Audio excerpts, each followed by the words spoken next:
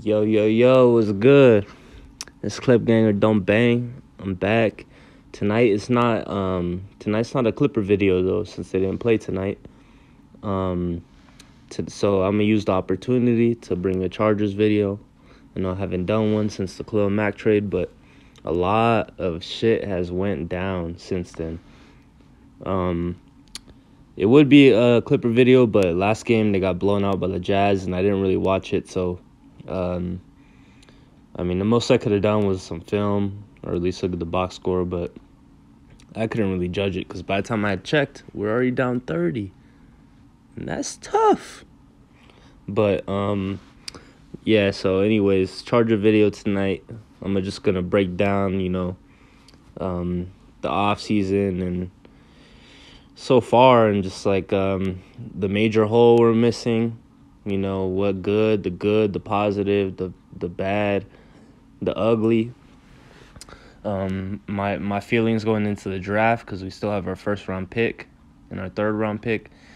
But yeah, so looking at this graphic right here, first move we made, we re-signed Mike Will, which is crucial. We gave him a 3-year, $60 million deal. For an in-house free agent like this, we were going to have to overpay on Mike, but hey, we drafted him very high out of Clemson, and he's been showing, steady improvement, and that he's ready to be like, Keenan Allen's. He's in my opinion, he's the greatest Charger receiver in history. Greatest receiver in Chargers history, no doubt.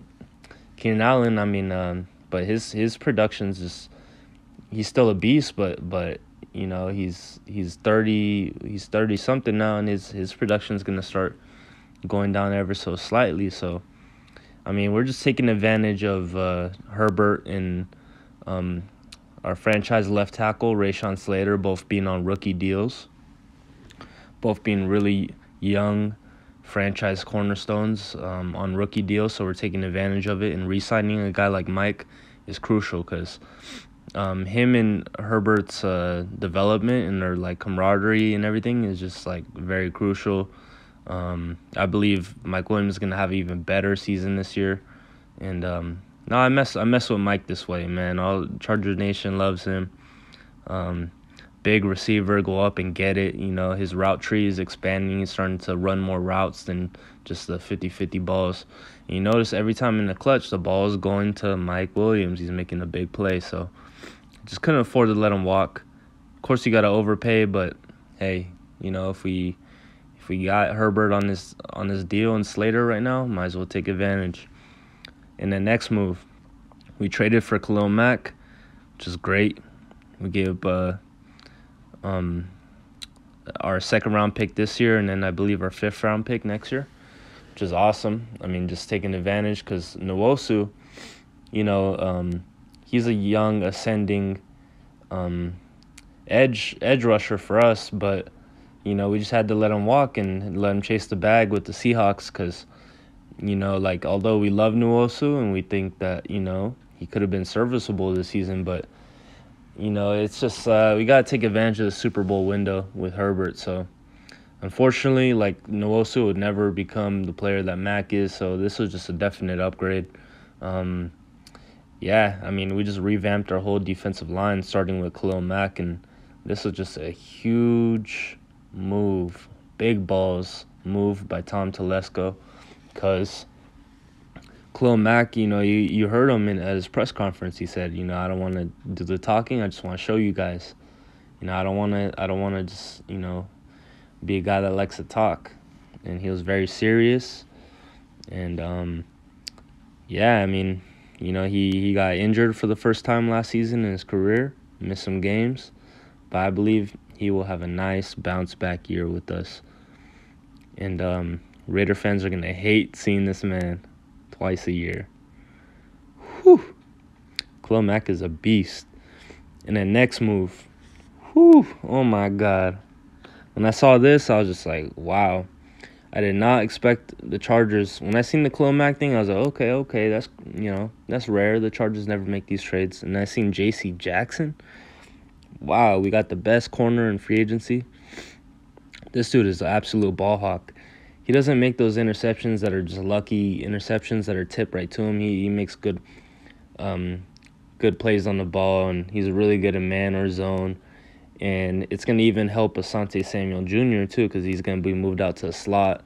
Michael Davis, he's a better number 2 corner. As you've seen last year, he wasn't a number 1. And Chris Harris, we had to let him walk this offseason because, obviously he's past his prime. But, yeah, I mean, J.C. Jackson, he's going to be huge for us. I heard he's taking Joshua Kelly's number 2, which is one of our running backs. I guess he's taking his number 27, which is great, which is kind of hilarious because, Joshua Kelly hasn't done shit for us. So I approve J.C. Jackson taking his number. But, man, that's crazy.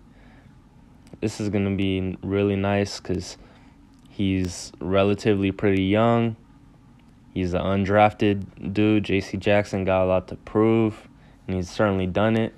A lot of people are skeptical because people that come from the Patriots, like JC, they they strive and they thrive in Belichick's defensive system. Then they go somewhere else and they flop. But I believe JC will do us wonders in our secondary alongside Michael Davis, Asante Samuel Jr., Derwin James, and Nasir Adderley. So yeah, most definitely excited for that. And then we signed up 2 run stuffers, Sebastian Joseph Day from the Rams. He was statistically going to have a really amazing season last year before the injury. So I watched his press conference too. He seems like a really cool dude. He's ready to just get to work. So shout out to him. Austin Johnson, another beast. We got to the 2 best run stoppers in free agency. And Khalil Mack's a great run stopper too. So, oh my God, guys. Our defense is just going to be amazing. Our linebackers have stayed the same, but in Staley's in his system on defense, he doesn't really value the linebackers as much. You could just fill in guys right there, but because Staley likes to be tough up front and have nice corners in secondary, like he did on the Rams, and he's starting to fill out his vision. He's starting to tune this team to how he likes it, and I see it. I fuck with it. Yeah, I mean, we had problems in the run, stopping the run. We signed 2 of the best run stoppers. We're having problems with our secondary. We signed the best corner. Having problems, with our edge rushers. We got Khalil Mack. Brought back Mike Williams for Justin Herbert. It's just great.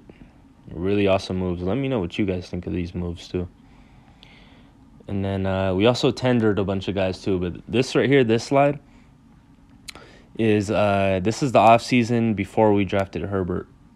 So this was like a month or 2 before we drafted Justin Herbert. But let's look at this now because it's just funny looking at this now. Because Hunter Henry's gone. He's with the Patriots. And then Austin Eckler is still with us. Trey Turner, he was kind of a bust for us. He's gone. Brian Bulaga, we just cut him. We had high hopes for him, but unfortunately he just got injured every time, so we just cut him this offseason. Linval Joseph, I think he's gone. I don't think we bring him back, especially with all these defensive tackles we got. We still got Jerry Tillery. The 2 guys we just signed, Braden Fajoko. We got so many guys at defensive tackle. I don't think Linval Joseph's coming back. But Linval was solid at times, but he was just fairly inconsistent. Chris Harris, was just a shell of himself. So it's just crazy looking at this because all these dudes are gone except Austin Eckler now. Just thought that was cool. And then this is just an article right here. I'm going to read it real quick. Chargers players added as of March 15th. The Chargers brought in cornerback J.C. Jackson on a 5-year, $82.5 million deal to shore up one of the spots they were in desperate need of.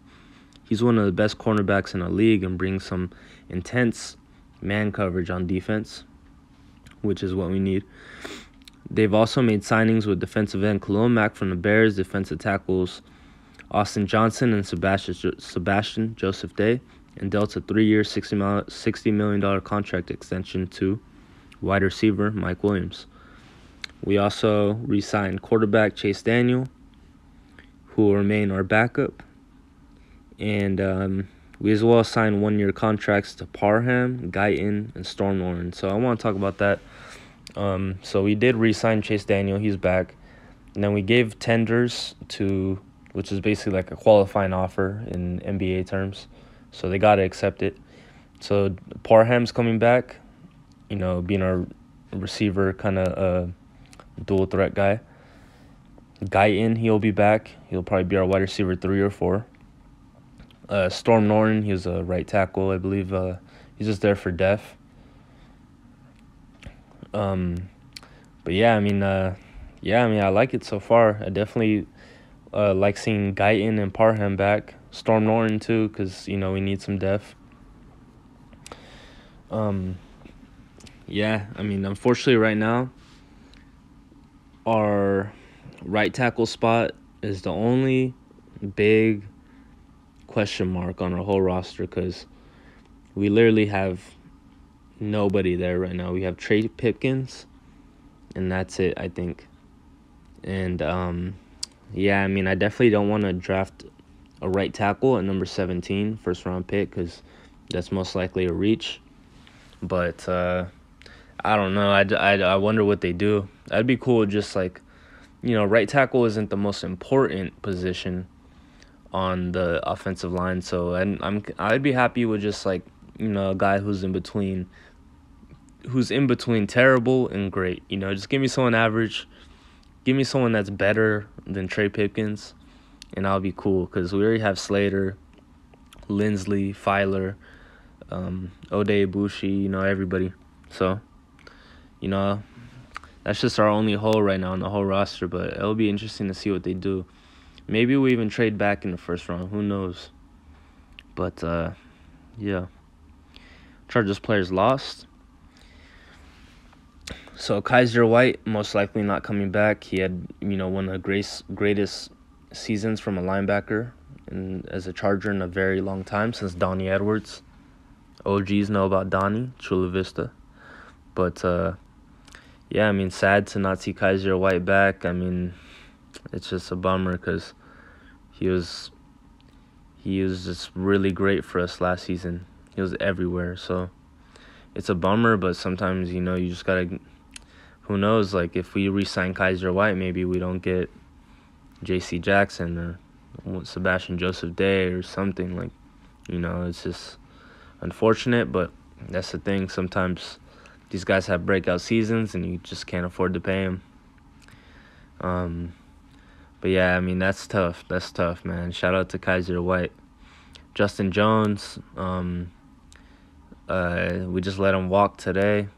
He was really effective when he did play, but he was just injured a lot. But Justin Jones, pretty solid, man. I'm a fan of his as well. Uchenna Nwosu, I mentioned earlier, he went to the Seahawks. He's going to try to, get the bag over there. It says we released Brian Bulaga. This is just our grade so far. Top 10 teams we still have. This is like updated as of yesterday, I think. It was so we're still in the top 10 teams with cap space left. We still have $30 million. Keep in mind we do have a lot of draft picks, so we got to keep that, You always want to have at least like $15 million left over, because if you want to make in-season signings like we did with Andre Roberts, and when we signed a kicker midway through the season, you just got to have that just in case for emergency. And then also you got to have money left over for your draft picks, But yeah, so technically speaking, we probably have like a little bit over 15 million to work with. We